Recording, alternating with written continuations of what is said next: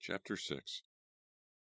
In the portal of Karl's common room, the commander of the 5 Collinsburg soldiers made a sweeping gesture. In response, his men advanced on Moonbear.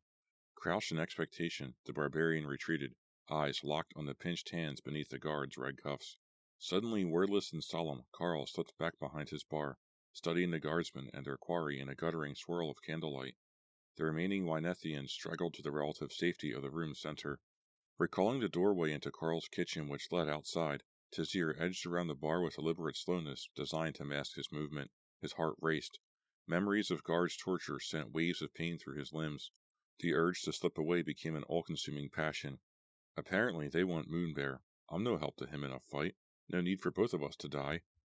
The guards clustered in on Moonbear in a tight formation. The 2 in front kept their weapons sheathed. Behind them, their 3 companions clutched swords, angling to block Moonbear's escape. The commander hung back. He called an order, and his men stopped, a grim black semicircle of threat. Moonbear continued his steady backward motion until his heel touched the wall. He remained there, poised and restless as a coiled spring. The commander addressed Moonbear. "Be still, barbarian. We've no wish to harm you. You can't stand against all of us." Moonbear's calm naivete disappeared. His brows bunched into a defiant glare. His sing-song accent added a mocking quality to his reply. "I shall not be caged again. Many of your men will fall before me. The survivors can drag my corpse back to your baron." Moonbear's bold oratory wrung shame through Tazir. He stopped his slow, careful retreat. A sense of loyalty warred with his instincts to escape, igniting an ancient memory of his father's words. The only true sin is cowardice, that limitless fear which allows a man to forsake his fellows in combat. Tazir swallowed as the guard shuffled forward. I still owe Moonbear my life. Abandoning him now would make me as contemptible as Illyrian. Aware that his presence in battle would only hamper Moonbear, Tazir fingered his dagger, hoping for an opportunity when his intervention might tip the odds toward Moonbear. The guards closed. With the caution of lion trainers, the unarmed soldiers reached for Moonbear's arms. Without warning, Moonbear kicked. The side of his foot smashed into a guardsman's knee. The crack of impact shattered the silence. The injured man screamed and crumpled to the floor. Moonbear continued his motion. His fist crashed against the other guard's head. The man staggered. Moonbear seized the dazed guardsman by an arm and whisked him inward. The barbarian gripped the man like a shield. The swordsmen hesitated. Their commander shouted from his position beyond the battle. Moonbear stepped forward. He hurled the stunned guard toward the naked sword of one of his fellows. The blade caught the unarmed guard in the stomach and ran him through. The wielder cried out in surprise. Momentum toppled man and corpse to the hard stone floor, and Moonbear whirled to face his last 2 assailants. The splash of blood recalled the memory of Tazir's mother's death. Nausea slid through his gut. The crafted hilt of his dagger bit into his palm. One of the 2 remaining soldiers rushed Moonbear. His sword cut gleaming arcs through the air. Though unarmed, Moonbear held his ground. Tazir freed his dagger, hoping a well-aimed throw could stop the guard's strike before it landed. Abruptly, Moonbear lashed out with his arm. The back of his wrist beat the flat of the swordsman's blade, knocking it aside. The guard's momentum carried him off balance. A blow from Moonbear's fist knocked the man sprawling. Moonbear wrenched the sword from the soldier's hand. Flicking the blade into an offensive position, the barbarian bore down on his last opponent. The commander uttered a curse. His remaining charge crouched, understandably wary. With slow back steps, he drew Moonbear forward, buying time for his dazed and injured companions to rejoin the fight. Tazir growled a silent oath, aware Moonbear's battle was again about to become many against one. Time seemed to slow. Seconds spanned eternity. A candle on the counter fizzled to a trail of smoke. Tazir glanced toward the commander and noticed, with alarm, that the man was returning his gaze. Steel shined from Moonbear's direction, and Tazir suddenly became aware of his own peril. The commander started around Karl's bar. Still clutching his knife, Tazir bolted for the kitchen. The hearth fire had dwindled to a dappled pattern of spent coals and faintly glowing orange bricks. Shadows splashed the painted white of the outer door. Tazir sprinted for it. Behind, he heard the pursuing slap of the commander's boots. A gruff voice screamed his name like an order. Tazir. Tazir reached the door. He curled his fingers around its latch, cursing the seconds its opening cost him. Pulling the panel inward, he sprang for the yard, but as he moved, one of the commander's hands whipped over Tazir's shoulder and closed on his chin, dragging the maneuver short. Fingers gouged Tazir's face. He surged forward, attempting to tear free. The soldier's grip held. He wrenched Tazir backward. Tazir slipped, twisting as he fell. The dagger jarred from his fist and spun, flickering into darkness. He landed on his side. A kick from the commander sprawled Tazir supine. He tensed to rise. The commander's sword hissed from its sheath, and he placed the blade at Tazir's throat. "Be still, Madakan thief. My orders read to bring the barbarian alive. You." His voice went dry with contempt. "You I can carve into steaks if I wish." Tazir's mind raced. Moonbear's battles sounded heated. Surely some time would pass before the barbarian could tend to anything but his own defense. Tazir's gaze swept every quarter of the room. Barely within reach of his left hand, his dagger lay beneath Karl's blood-spattered butchering table. "Steaks," Tazir said, hoping to distract the guard with idle conversation from the steady inching of his fingers toward the knife. "Has Kellenberg's baron turned cannibal?" The commander sneered. "Who said anything about people eating you? These woods have foxes, bears, and feral lions who would love fresh thief meat, even for one so small and bony." Tazir's hand snaked toward the dagger, though he was intensely aware of the constant pressure of steel at his neck. "Kill me then, soldier, but the baron will never know why I stole Garen's chalice, nor the names of my accomplices." His fingers touched the sharpened edge of the knife blade. Suddenly the guard shifted. His foot came down hard on Tazir's groping fingers. With the toe of his other boot, he back-kicked the dagger across the room. "Nice try, weasel," he hissed. "Now I can't risk bringing you in alive." He raised his sword, his lips twisted in a grimace of contempt. "Wait!" screamed Tazir, trying to stall. The crash of steel in the common room seemed distant and unreal. His head ached, filled with images. His mother, condemned by the name of her accused husband, pleading for understanding from neighbors who'd once served as friends. His father's eyes demanding vengeance. Moonbear asking nothing yet deserving a fierce loyalty Tazir had no power to provide. Burdened by promises, Tazir dared not believe he would shed his last blood like a butchered hog on a kitchen floor. The commander's sword carved downward, colored fire red by the last remnants of hearthlight. A sudden slap resounded through the room. The commander crumpled. His sword struck the floor with a ring of sound. Shocked, Tazir lurched to his feet and confronted Karl's weathered features. The tavern master clutched a huge wooden baking paddle, streaked with guard's blood. "Karl?" Tazir shook his head, wondering if he might become the ex-warrior's next target. "Why?" Weak shards of moonlight from the open door etched Karl's harried-looking face into a mass of wrinkles. "Your name? You're Captain Tazir Madakan's son?" Accustomed to jeers since the malicious gossip and lies which had accompanied his father's death, Tazir nodded carefully. Karl lowered his makeshift weapon. "No resemblance, but your voice is the same, and you have your father's damnable courage." Tazir flushed scarlet, feeling guilty, undeserving of Karl's praise. Karl inclined his head toward the door, and tangled black and gray hair fell across his cheek. "I owed Taz my life many times. Now my debt is paid. Please, go now." Tazir required no prodding. Suppressing the urge to waste time thanking Karl, he scrambled from the kitchen into the semi-darkness of a thieves' moon. Grasses prickled between the bindings of his sandals. Night air chilled through his drying tunic. Wind rattled against the hulking shadow of the emptied beer wagon. Concerned for Moonbear, yet bound by Karl's request, Tazir did not re-enter the common room but crossed to its front.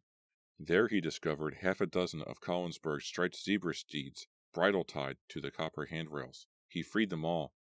Catching the reins of two, he waited, alone save for the crisp chorus of insects in the village square. Suddenly, Moonbear's mountainous figure appeared in Karl's doorway, clutching a sword in each fist. Transferring both sets of reins to the same hand, Tazir waved urgently. Familiar with Collensburg and its soldiers, he knew scant time would pass before these six were missed and sought. "Moonbear." Moonbear shuffled toward Tazir through the darkness. Impatiently, Tazir waited until his companion reached the last stair. "Here." He tossed one pair of narrow leather reins and led his own mount into the roadway. Moonbear made no effort to catch the reins. They swung in a short arc, slapping the horse's black-barred neck. The beast snorted and pranced sideways, twisting its head toward Moonbear contemptuously. Tazir caught the flapping reins. He slapped them into Moonbear's thick hand. "Get on." Moonbear stared from the braided leather in his fist to the striped steed. Suddenly, he raised his head. Many horses approaching from the south. Tizir swore. The men Moonbear fought must have been the gate guards sent only to detain us until the army could mobilize. But why send so many after so few? Devoid of a logical answer, Tizir turned his attention to escape. Flipping the reins to their correct position on the horse's neck, he vaulted to its back. Moonbear just stood there, still studying his zebra steed. Now Tizir, too, heard the pounding hoofbeats of the pursuing army. "A Garen's blood, Moonbear, have you gone daft? Mount up!" Tizir reined in his steed, fearing Moonbear might have sustained a skull injury in the battle. The hoofbeats grew louder. Moonbear dove. He came down heavily on his stomach across the horse's withers. Breath rushed from him. Tizir cringed in sympathy as Moonbear scrambled into place with an uncharacteristic awkwardness. Waiting only until Moonbear wound a hand in the beast's smoky mane, Tizir kicked his own horse into a gallop. From habit, Moonbear's mount followed. At Tizir's prompting, the zebra steeds charged down the wet ribbon of roadway. Their hooves chewed into the surface, flinging mud balls in their wake. Tizir hunkered flat to his horse's neck, avoiding the resistance of the wind and falling comfortably into the swaying rhythm of the run. From behind came a long string of speech in a northern tongue. Moonbear sounded distressed. Sitting upright, Tizir pressed both reins to one hand and swiveled to face Moonbear. The barbarian's knuckles were blanched white. The horse's mane striped his fingers like ink. Each galloping step hurled him up from his seat. Overcompensating, Moonbear would try to gain his position, only to slide across the opposite flank. Tizir loosed his reins and gave his horse its head, fascinated by Moonbear's antics. The barbarian seemed as clumsy as a toddler learning to dance. The looming darkness of the guy-walled forest on either side seemed to crush in on Tizir and Moonbear. The thieves' moon limited vision to finger-breadths of roadway. Moonbear's horse sidled to avoid a puddle. With a sharp cry of surprise, Moonbear tumbled. He crashed to the ground and rolled, a handful of mane still clenched in his fist. The zebra steed raced onward. Tizir reined in his mount. Its hoofs skidded through the soft muck, then slowed to a walk. Tizir drew in a tight circle back to Moonbear. The barbarian scrambled to his feet as dirt covered as an ancient statue. His hair hung in brown clumps. Concern overcame Tizir's urge to laugh. "Are you hurt?" Without returning Tizir's gaze, Moonbear shook his head. "Hoofbeats in both directions. Into the woods, quickly." Moonbear disappeared between the trunks. Tizir hesitated, reluctant to sacrifice the horse's speed. "As if it will do me much good when I'm trapped between two guard forces and executed for thievery." Tizir dismounted. Catching the bridle, he directed his steed northward. A slap on his rump, followed by a wild waving of Tizir's arms, sent the beast skittering after its fellow. Moonbear reappeared, peering out from the woods. "Follow me closely." Tizir nodded. Knowing that on his own he could not negotiate the woodlands with the necessary speed, he wound his hands in Moonbear's cloak and pressed his head against the barbarian's back. The damp, muddy folds of cloth smothered his reply. "Go." Like wind rustling through the treetops, Moonbear entered the tangle of trees and vines. Betraying none of the ineptness he showed on horseback, he threaded through the brush with the agility of a forest animal. Though feeling uncomfortably close to Moonbear, Tizir hung on tenaciously, devoting his attention to the placement of his own sandaled feet. With each step, he vowed to learn to traverse the forest with Moonbear's animal stealth. After a time, the darkness and Moonbear's constant jog became familiar to Tizir. Still weak from his recent experiences, he trailed Moonbear like a man in a dream. Hours passed in a cold haze. Then Moonbear's pace slowed to a walk. He plowed through a copse of fir beneath a web of oak boughs which obscured the sky. Crouching beside a sheltering deadfall, Moonbear spoke. "We sleep now." Tizir dropped to the ground beside Moonbear. He yawned. His eyelids felt weighted and his limbs unusually heavy. No argument. He curled into a ball. Fallen branches gouged through his tunic and into flesh.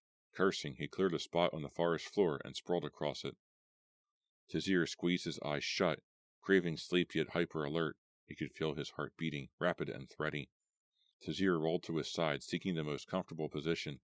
Thought crowded in, replaying the events of the previous day, the pervading stench of Cullensburg's sewage, the commander's sword raised for its killing strike, lives spilled like water in Winnett's common room. His uneasiness intensified. Sleep hovered, a distant compulsion. A noise broke the stillness, a series of whirring barks. Tizir leaped to a crouch, heart pounding. An answering chorus sounded from nearby. "What's that?" he whispered. Moonbear snickered. Foxes bickering over territory. They are no danger to us. Go to sleep. Tazir lay down, certain every normal woodland sound would startle him awake. I wish I could. Moonbear rolled toward Tazir. What's wrong? Tazir shook his head. Strange place, and too many things to think about, he sighed. Moonbear, why is the Baron willing to empty his treasury to get you back in his dungeon? He met Moonbear's gray-eyed stare, expecting a noncommittal answer. He knows my people will pay with gold for my safe return. Surprised by the directness of Moonbear's explanation, Tazir sat. More than 5,000 weight? Moonbear shrugged. Whatever he asks. Our fathers have blessed our rivers with enough of the yellow metal to meet our needs. Conquests have gleaned still larger amounts. We use it to consecrate tombs, but we've plenty extra. Moonbear leaned on one elbow, propping his head on his palm. My people care more for my life than my Dakara's grav. He struggled to define the foreign concept. My grave gold. Tazir gnawed at a thumb callus, envisioning streams clotted with melted gold. So all of your people have a death fund which can become ransom? Moonbear considered Tazir's odd word choice briefly. No, not all. Only royalty. Only royalty. Slowed by exhaustion, Tazir took several seconds to make the obvious connection. Your royalty? Yawning, Moonbear nodded. I am the prince. The heavy burden of fatigue lifted slightly. Tazir leaned forward. Why didn't you tell me? Again the foxes yipped in exchange. Moonbear waited until the din subsided. What difference would it make? Moonbear's news and his calm nonchalance shocked Tazir. What difference would it make? He pondered his own outburst. We're trapped in the forest. What difference would it make? Moonbear answered his own echoed question. None. The Baron already knows my title. It could only change the way you act toward me. I don't want that. Amused by the irony of their union, Tazir loosed a snorting laugh. A noble and a thief escaping together, he finished softly. What a disgrace. Moonbear's face folded into angry creases. Cullensburg's Baron is cruel, but that is no reason to condemn all royalty. You did not find me a disgrace when I fought the guards in Wynneth. Agarin's pompous followers. Tazir threw up his hands in disbelief. Moonbear, I meant me. I'm the disgrace. I'm a thief. Moonbear remained sullenly silent. Tazir's tirade gained volume. Are you stupid? Can't you understand? I take things. I'm not trying to mislead you. I owe you the truth. I steal. People pay me to take possessions from others. Moonbear relaxed. Good. Good. Tazir realized he was shouting and lowered his voice. Not good, Moonbear. I'm bad. He stared at the black expanse of sky, as uncomfortable as a parent explaining sex. I take things. Moonbear interrupted. From men who don't need them and give them to those who do. Anyone who does not make himself my enemy is my friend. If my friend needed something I had, I would give it to him. If I see my friend drowning, I pull him up. Things like this are normal, Shadow. Moonbear sat up straight with his back against a fallen log. It's not natural for too many animals to live in one place. The foxes fight for territory. When the forest fills with deer, many must die for lack of food. When too many people dwell crushed together like ants, they become violent. Cullensburg needs thieves like you to restore honesty and kindness. Tazir rammed his hands into his pockets. I can't believe you just used the words thief and honesty in the same sentence. Listen, Moonbear, I want to accept your admiration graciously, but my conscience won't let me. I don't steal because I'm nice. I do it for the money. Moonbear laced his fingers. He spoke accusingly, as if he had caught Tazir in a lie. I talked with Shylark. You give that money to people who need it. Tazir lowered his head and confessed. All right, I care little for the money, but I don't steal for loftier moral reasons either. I simply seek the thrill. He considered, trying to put the concept into words. I'm very much like that drunkard on the steps of Wynneth's Tavern, but my drink is a good challenge. Embarrassed by his own revelation, Tazir avoided Moonbear's gaze. So, my people hunt for food, yet some trade other chores for more time in the field. They find it exciting. Moonbear touched Tazir's foot reassuringly. They bring us dinner. Their motivations do not concern me. It's no disgrace to enjoy what you do. Tazir lay back down on his cleared patch of forest floor, contemplating his companion's words. Though far from the only home he knew, with no specific destination, and plagued by a vow of vengeance which filled him with restlessness, Tazir found Moonbear's comments soothing. I've misjudged him. He's not slow-witted, just naive. A city society would crush him, if in no other way I can pay him back for my life, by seeing to it that he returns to his people. Tazir watched Moonbear settle into a comfortable sleeping position. Moon, I'm sorry I didn't help you fight the guards on Wynneth. I guess I'm accustomed to avoiding those situations. Moonbear's voice was a sleepy mumble. You would have gotten in my way. You're not a warrior. Tazir bit his lower lip. In a way, I am. My father taught me the basic maneuvers. I wish I'd taken his lessons more seriously. Tazir recalled his feelings of inadequacy whenever he tried to swing a heavy blade, and the dull dissatisfaction which followed in his father's eyes, because Tazir would rather climb trees than hurl daggers into their trunks. If you'll sword train me, I'll show you how to ride a horse. Good. The swords I took from the guards will get used, Moonbear chuckled. I have never sat on a beast before. The towns outside our forest have ponies, but they are too small for anything except packs, and I have never seen any striped animal larger than a badger. Tazir smiled. The zebra steeds are just normal horses bred for color. The Baron thinks their hides blend better with the forest shadows, and the pattern prevents disputes about ownership. All of the ugly animals belong to his army. Moonbear whispered, Ugly animals for ugly warriors. Tazir smiled. He watched as exhaustion gradually overtook Moonbear, but for Tazir, sleep remained elusive. He slipped his hand into his pocket and stroked the smooth surfaces of Mordath's jadestone. Even those citizens with unbridled faith in gods do not believe the myths of magic beyond the Kattegat Sea. Yet Mordath's strangeness raised doubts. No trick of light and shadow could have caused the flash of the gemstone in Karl's tavern. What would make this stone so terrible? A man who believes himself a powerful sorcerer would wish to be free of it. Tazir had no answer, but he felt an overpowering compulsion to keep the jadestone. Its finely polished edges seemed to promise success, and reinforced his decision to head north with Moonbear.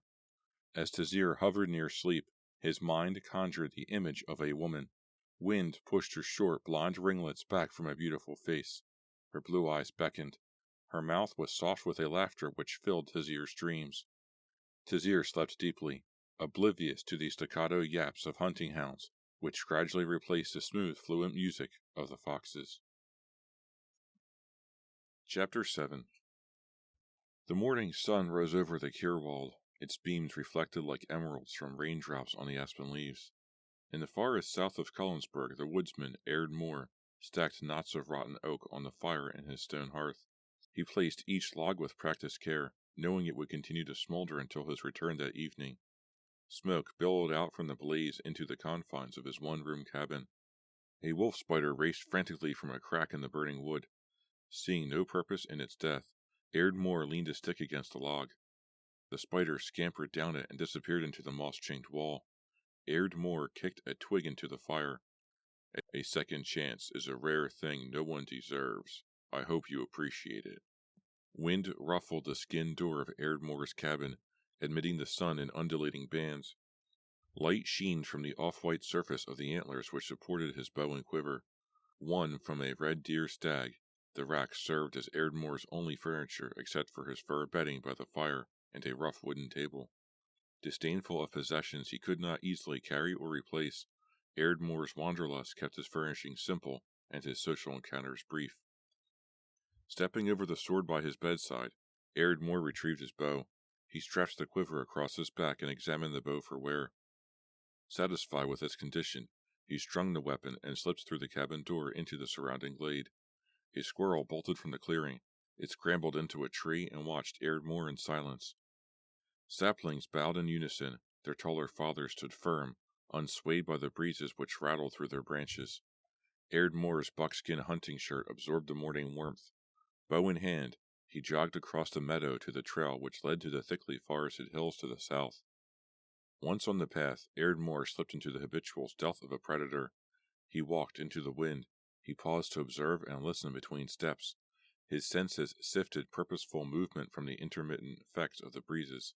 Behind him, he heard the sudden whir of a flushed grouse. Uncertain as to what had frightened the bird so close to his cabin, Aird Moore eased against the base of an uprooted tree. In the glade, the squirrel chattered excitedly, warning of a less than subtle intruder. Surely a man. No animal would move clumsily enough to upset it. Ardmore knew he possessed nothing in his cabin worth stealing. Unhurriedly, he worked his way beyond sight and sound of the clearing. He followed a stream bed to the far side of the meadow and positioned for a downwind approach. Beneath a tangle of blackberry bushes at the northern edge, he hunched in the gully, listening. A horse snorted and pawed the ground impatiently. Ardmore raked fingers through his close-cropped auburn hair. He retrieved a knife from the pocket of his buckskins, unsheathed it, and quietly and deliberately cleared a shooting path through the vines. An arrow pressed to his bow, he raised his head and peered into the clearing. The horse was a zebra steed tied to a tree trunk by the reins of its bridle, its gray and black barring unmistakable. Before the door to Ardmore's cabin, a man in black and red poked the hanging skin door. Ardmore snorted. Collinsburg guard! I should have guessed by his ineptness.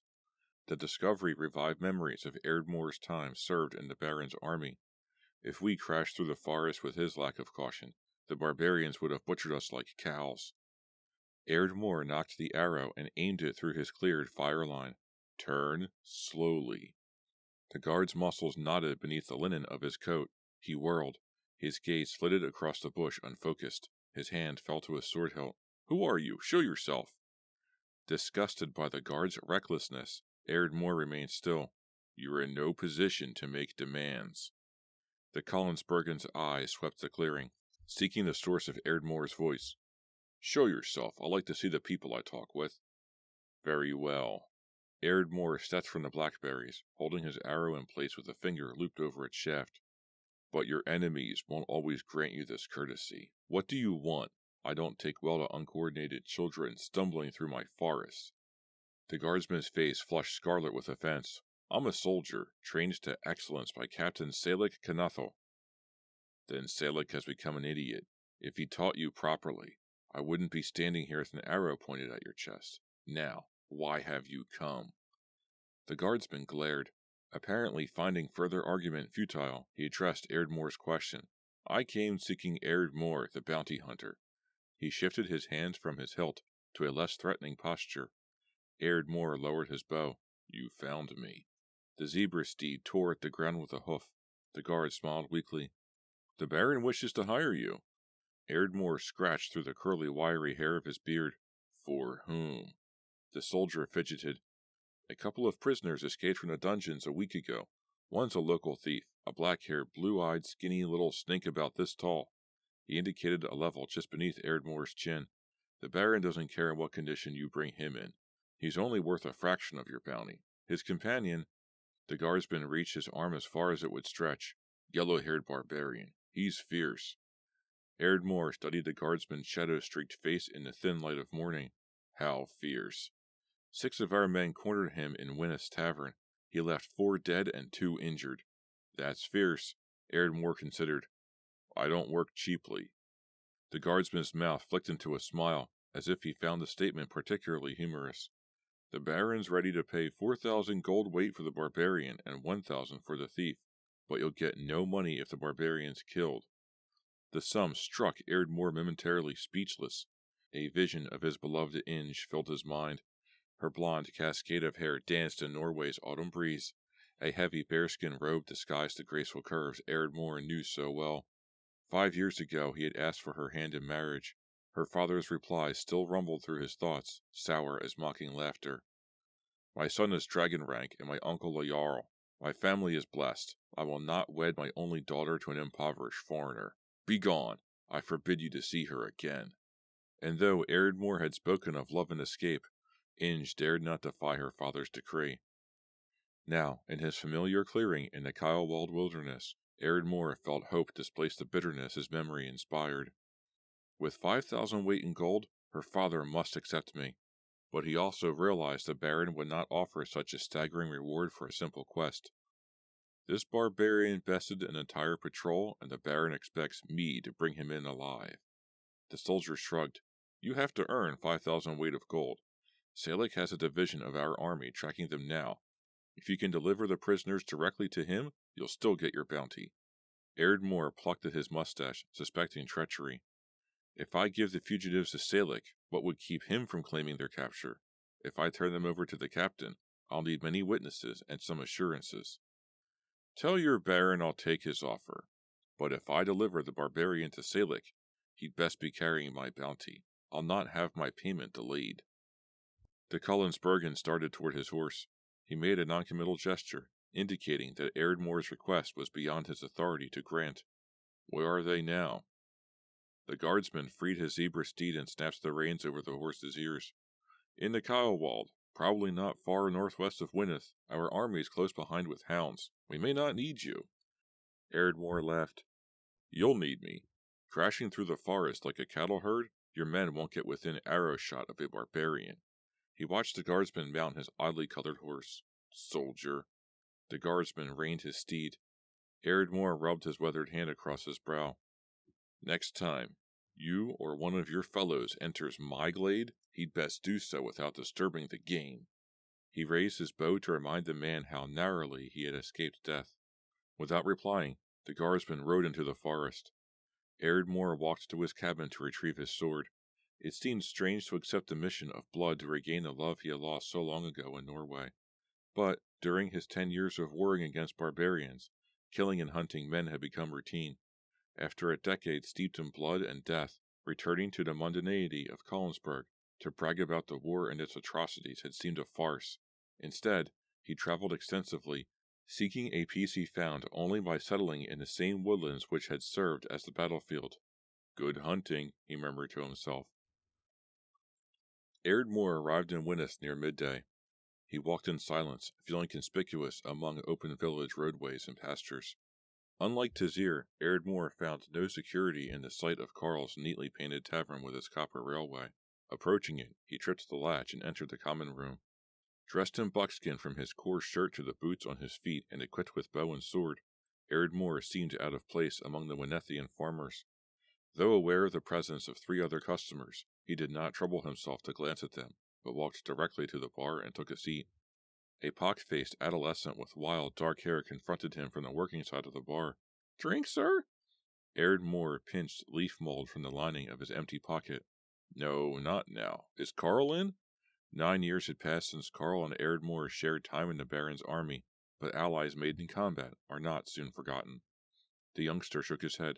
No, sir. Karl's out buying beer. Erdmore scowled. When will he return? Not until nightfall. Aware of the distance a barbarian could cover by evening, Erdmore tapped his fingers impatiently against the countertop. Did you see the fight last night? The youngster gnawed his thumbnail nervously. No, Karl worked alone. Do you recognize anyone who might have been here? Erdmore made a sweeping gesture encompassing every man in the room. The adolescent examined his patrons. He pointed to a table in the farthest corner. Just a Norseman, sir. Erdmore glanced in the indicated direction.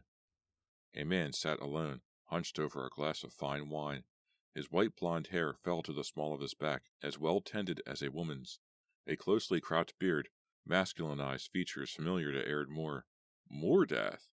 Erdmore shook his head, shocked to find Inge's brother so far from his northern home. Thank you. Erdmore dismissed the bar boy. He hesitated, uncertain whether he wished to speak with Mordath. He had never cared for Mordath's manner. The sorcerer had always acted blatantly scornful of Erdmore's presence around his sister, but as far as Erdmore knew, active hostilities had never arisen between them. The gods alone know what business he has in this part of the world, but I did come for information. I can weather his glares for the price of knowledge, and maybe he can tell me of Inge.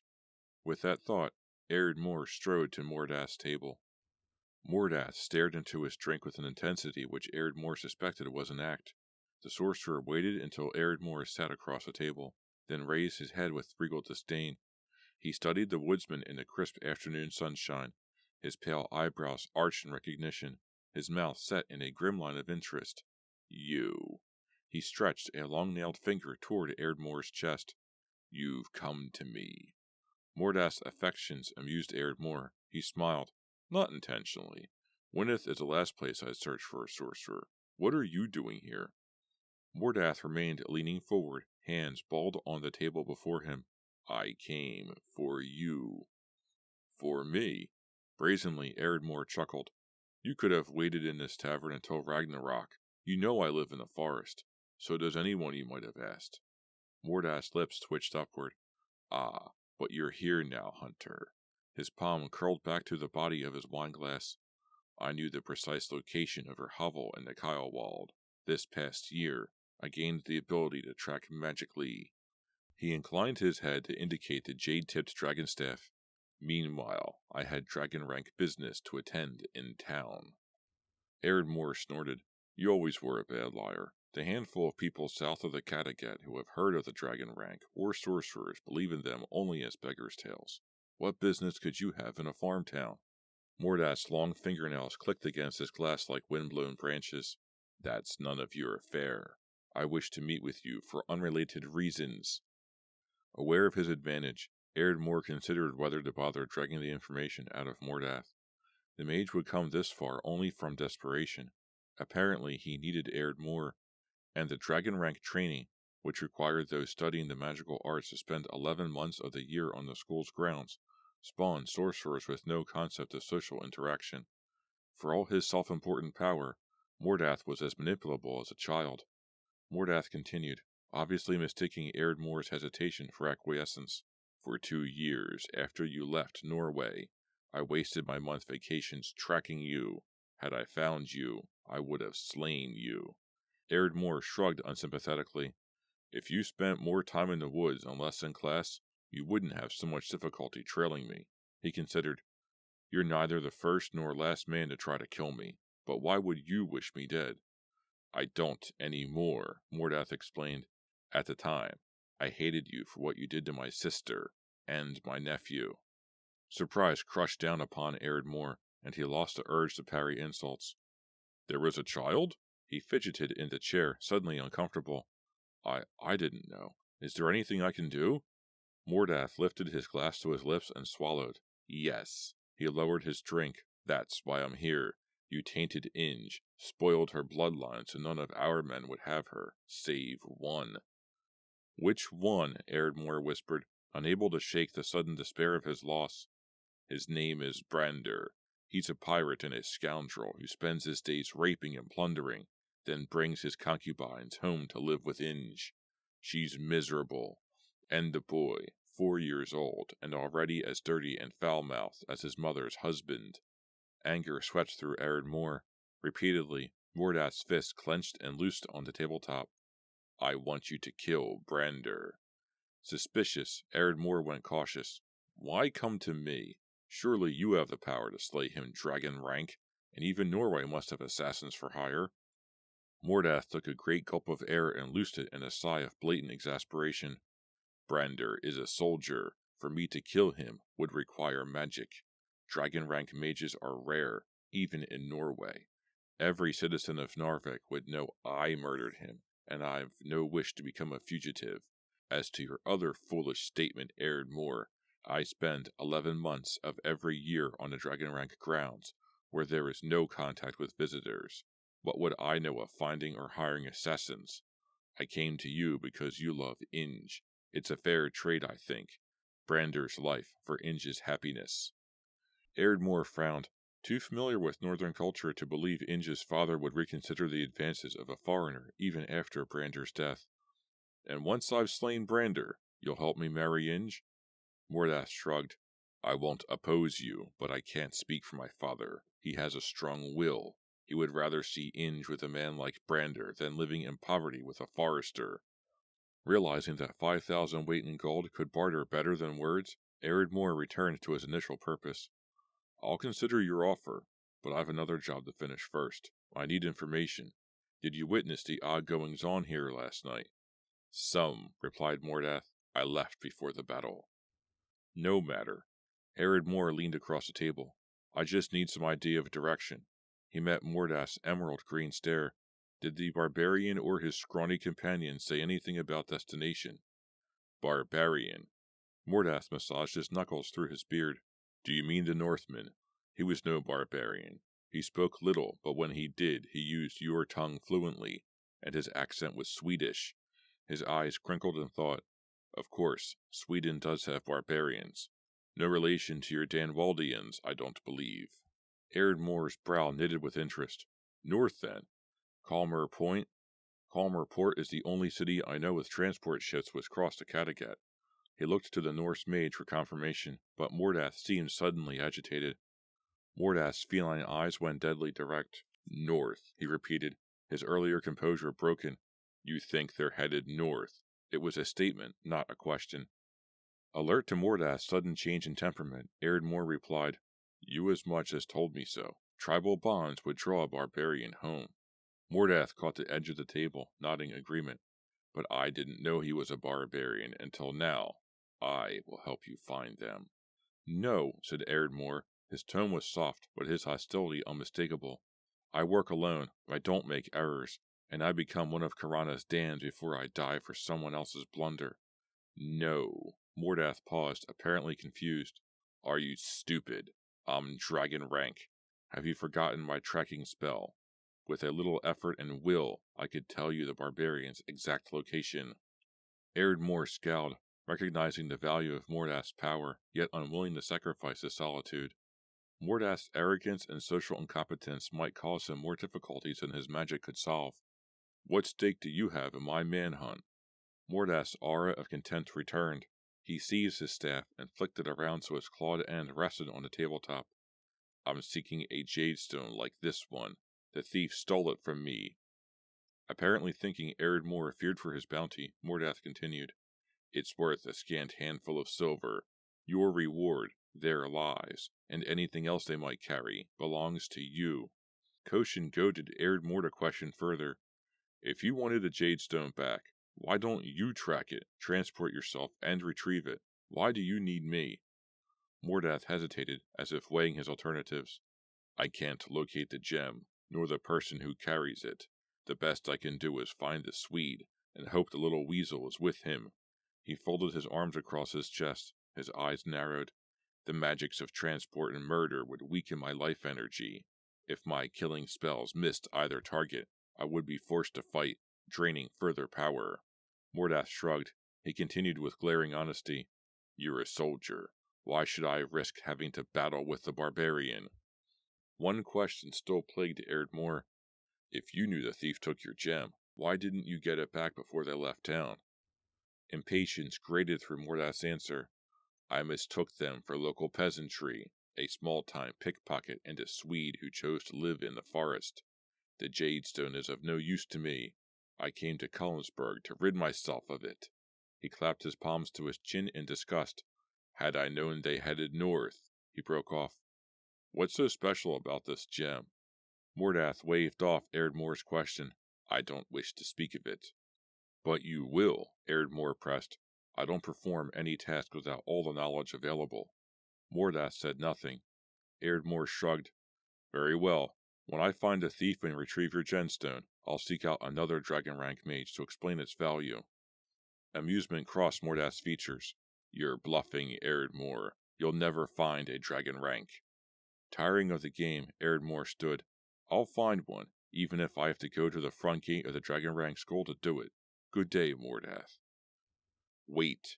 Mordath's word was a menacing command. Ardmore raised his eyebrows to indicate interest. There's nothing about the gem you need to know. Mordath tapped the jade in his staff. The rank stones serve as an indication of experience and a means to store power.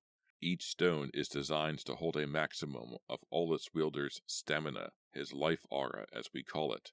The stolen jade contains nearly all the magic, thus the life force, of another mage. If I destroyed it, I would instantly kill its owner, an action forbidden to me by dragon rank law.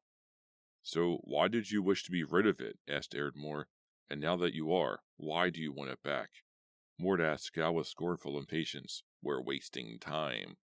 Ardmore sat down again. Then finish quickly. Time is of less importance than information. I'm not leaving until you've answered my questions. You're the one delaying this mission with useless conversation. Mordath's demeanor went hard as flint. His hands gripped the sides of the chair as he fought a private battle between addressing Ardmore's statement and storming from the tavern. At length, need won out over pride. He settled back into his chair and continued. This spell, which holds the other source for his life aura, also draws magic into the jadestone.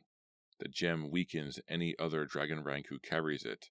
I came to find you, but I hoped I could lose the cursed power-stealing stone in Collinsburg's den of bandits. Now you tell me the thief is headed directly for the owner of the Jade Stone, the one person who could reclaim its powers. Ardmore pondered Mordath's words. The story seemed too strange to be a lie. Mordath's reticence appeared logical. He is probably not fully free to disclose the dragon rank teachings, and he might well fear it would double-cross him and sell the gem to its owner. Aware the Jade rank dragon mage whose essence occupied the stone could become his most difficult rival, Ardmore realized he needed a sorcerer's aid. Yet, still disliking ties and loyalties, he agreed with reluctance. All right, Mordath, we work together, but I make all the decisions. Mordath nodded his acceptance, and Ardmore pressed forward for a whispered conference. The sun arched over the Kylewald and began its gradual descent. It peeked through breaks and tears in a woven interlay of branches. Collinsburg's patrol of 20 mounted cavalry and 30 foot soldiers reclined, savoring the final remnants of their midday meal. Set apart from the others, Illyrian sat beside Captain Salik Knuthel. The guardsmen ate in contented silence. The Prime Minister plotted. Salik's too honest for bribery, and not quite stupid enough to control. Illyrian gnawed a handful of smoked venison. If we haul the barbarian prince back to Collinsburg alive, Baron Dietrich will become a wealthy man. We're just hirelings performing our duties. We'll see none of that gold. Illyrian lost interest in his food. He set the meal aside. The Baron can't afford to let the barbarian escape. Not only would he lose vast sums in ransom, he would risk the wrath of the entire tribe. Once their prince came safely back among them, the barbarians could attack the barony. By the desperation of his bounty and the intensity of our hunt, Baron Dietrich must fear his men could lose such a battle. The thought made Illyrian grin. I have a third option, the most pleasing of all. Somehow, I must see to it the barbarian prince is slain by Collinsburgan warriors in the Baron's name. That would assure a war. Illyrian smiled, considering the results of his decision. The citizens of Collinsburg are still bitter over the last barbarian war. Their sons and husbands died for no gains in gold, power, or territory. With the proper motivation, the Collinsburg citizenry could be swayed to oust their baron. And, while barbarians and Collinsburgans kill one another, I will haul away the barbarians' gold and become the richest man in the realm. Who could better replace Baron Dietrich than the wealthy Prime Minister who was brave enough to lead his soldiers into battle? Wicked joy suffused Illyrian. So far, the Shadow Climber, the Baron, and Collinsburg's former Supreme Commander had played into his hands like pawns on a chessboard. The escape had been unforeseen, but it too might work to Illyrian's advantage.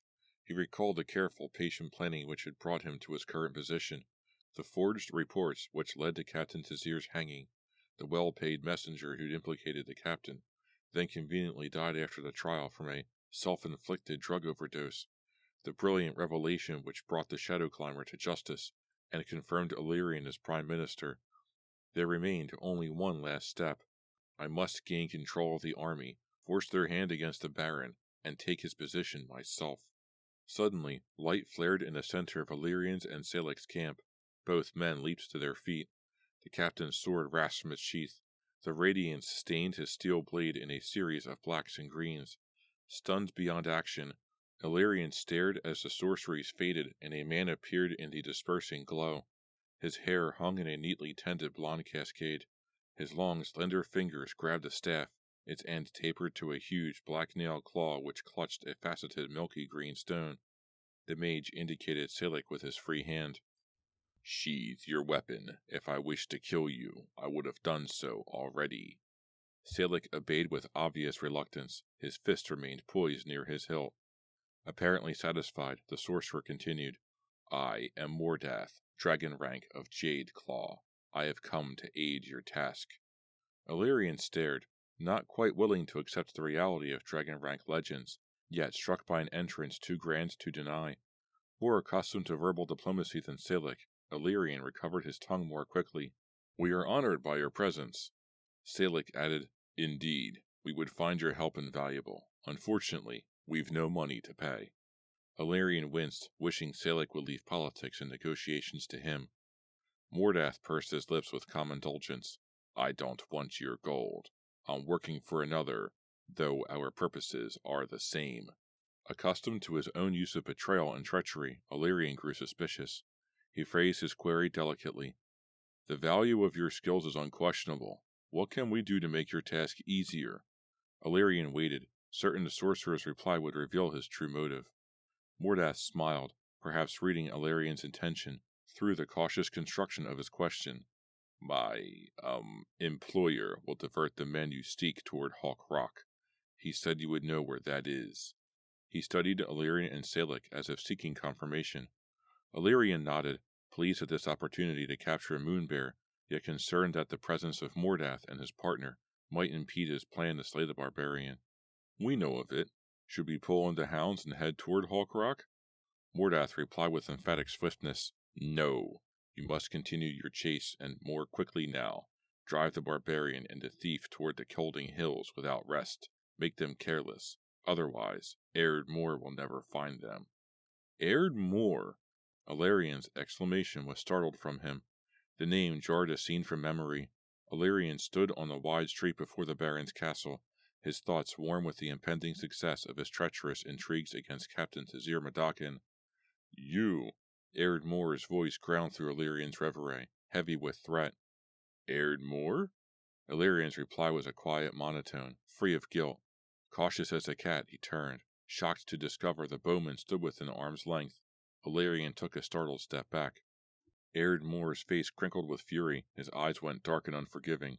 I know what you did, you lying, stinking, half-damned vulture, and you're going to confess to the Baron. He lunged, quick as a striking cobra. Illyrian loosed a small scream of surprise. He flung up an arm to protect his face. Erdmore's fist smashed into his nose, drawing blood. Illyrian lurched away. A second blow thudded into his cheek, sending his consciousness swimming. From the periphery of his vision, he saw the off-duty guards rushing toward them from the field grounds. He fended off Erdmore's third strike, then caught the bowman's wrist. Erdmore twisted, and both men crashed to the street. Enmeshed in memory, Illyrian recalled how the flat of Erdmore's hand battered his skull. Illyrian's forehead struck the road. Head ringing, he writhed free. Blood dripped to the street. He spun toward Erdmore. The bowman's fingers skittered forward and locked on Illyrian's throat. He dragged the nobleman to his feet. Admit it, you bastard, Erdmore hissed. You invented those charges against Taz. His nails gouged Illyrian's neck. Say it. Oblivious to the presence of Mordack and Salic, Illyrian followed the painful progression of images in his mind. He recalled how the soldiers arrived to give him aid, even as Erdmore faced a gasped confession. I invented those charges against Taz. Erdmore's fingers dug deeper. You bribed the messenger to mislead Taz. Illyrian stared at Erdmore through a ragged veil of darkness.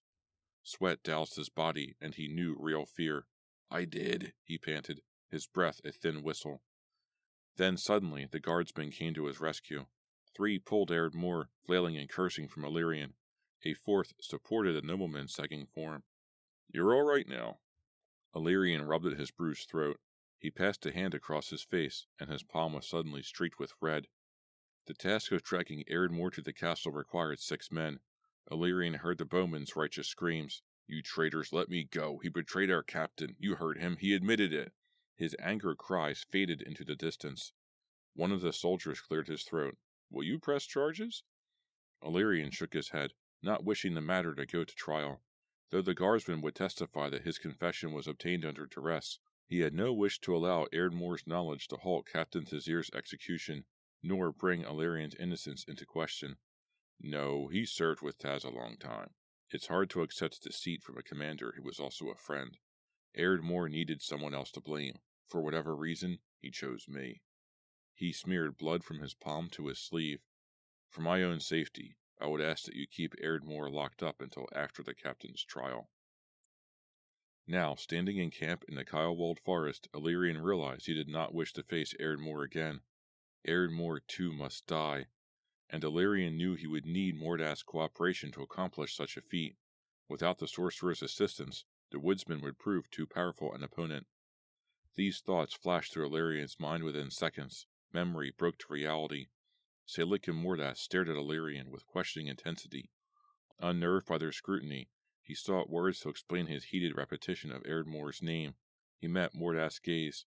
Forgive me, is Ardmore your friend? He waited, aware success or failure of his desires might rest upon Mordath's answer. By Thor, no. We're just men with a common goal. Mordath thumped the steel-tipped base of his dragonstaff into the dirt to punctuate his reply. But if you know something important about Ardmore, speak it. A note of hostility and uncertainty in Mordath's voice sparked a thrill from Illyrian. He played this new advantage. I'm surprised a man with your talents would weather the company of one so deceitful. Do you trust him? Trust. Mordath went pensive.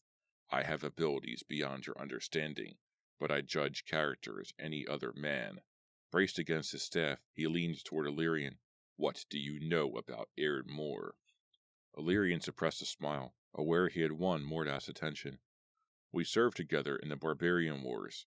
With practiced ease, Illyrian spouted lies. Ardmore would find excuses to remain at camp or in the barracks while we fought battles or attended watches. On our return, we would notice things missing, a few silvers, a trinket. Illyrian shrugged. We never proved anything, of course, but I saw him steal jewelry from the dead, ours as well as the enemy. The few times we plundered villages, he was quick to rape, sometimes boys as well as those dirty barbarian women. For effect, Illyrian concluded with a description of himself, which he had once overheard his father say to Illyrian's eldest brother. For a handful of gold ducats, the man would slaughter his mother. The falsehood slipped from his tongue as glibly as truth. Mordath's eyes glimmered. He turned his gaze to Salik. Is this true? Illyrian held his breath. As second in command, Salik had led a different regiment in the Barbarian Wars, and could have had few dealings with the bounty hunter. Salik's thin face puckered in a grimace. His reply was brusque. I don't know, but it wouldn't surprise me. Ardmore undermines my authority and badmouths my men. He shrugged. The Baron seems certain he could track the prisoners. It's not my place to argue. Illyrian realized Salik had known about Ardmore's hiring and bit back an oath. He had worked and cheated his way to his position as Prime Minister, yet he was unaware of this important decision. He quelled rising resentment with effort. For now, Salik's silence would pass unpunished. The attainment of Mordath's goodwill precluded irritation. As the three men talked, the speech of the guardsmen in the surrounding camps intensified, from exchanges snatched between bites of meat to the steady hum of conversation. In their growing impatience, some of the men began sparring. The crash of swords punctuated their voices. Forgive me, Salik said to Mordath. You suggested we move quickly. I'll rally my men. And I assume you'll need a horse, Lord Dragonrank. He waited until the sorcerer answered with a nod, then trotted toward his troops. Mordath lowered himself to the ground. Ardmore also asked that you have his bounty with you at Hawk Rock. Illyrian stared, fighting the urge to laugh. Does Ardmore expect an army patrol to bring enough extra horses to carry 5,000 weight in gold? Illyrian sat across from Mordath, immediately thinking of a means to capitalize on the mage's apparent ignorance.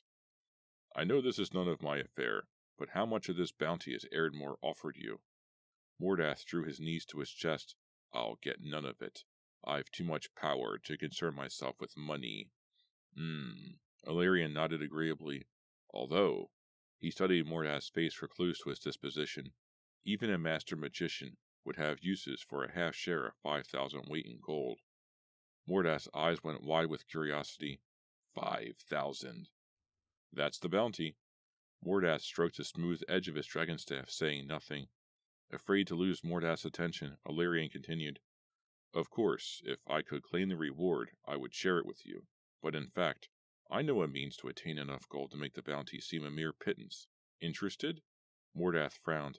Perhaps. Explain. With delicate care, Illyrian wove his web of deceit. He described the barbarians' vast wealth and Moonbear's importance to his tribe and the barony. He concluded with the necessity for Moonbear's, Tazir's, and Ardmore's deaths. Then, while Mordath calmly considered his options, Illyrian waited in a strained silence. Graceful as a house cat, Mordath rose. Can you promise me one more murder? A Norse pirate by the name of Brander. Illyrian smiled. Easily arranged. I'm interested, Mordath said.